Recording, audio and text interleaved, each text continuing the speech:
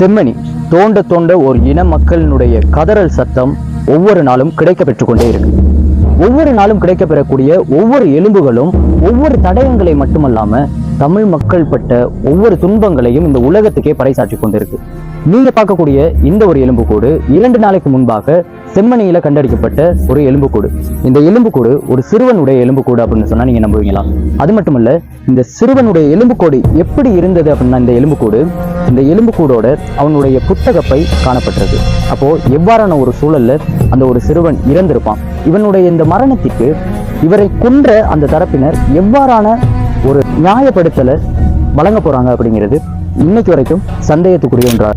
எவ்வாறாயினும் அந்த சிறுவனுடைய ஆன்மா இந்த தரப்பினர்கிட்ட எல்லாம் தன்னுடைய மரணத்தை பற்றி ஒரு வாக்குமூலம் கொடுப்பது போல ஒரு கவிதை பாருங்க. மாமா, ஆமாம், நான் தீவிரவாதிதான். தந்தையிடம் அடம் பிடித்து சைக்கிளில் ஏறி பாடசாலைக்கு செல்வதில் நான் தீவிரவாதிதான். அம்மா சுட்ட ரொட்டியில் பாதி துண்டை களவுத்தனமாக எடுத்து வயிற்றில் போட்டுக் கொள்வதில் நான் தீவிரவாதிதான்.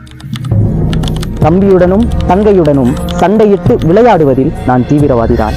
எனக்கு பிடித்த புத்தக பையோடு அதை பிடித்து கொண்டே இறந்து போகின்றேன்.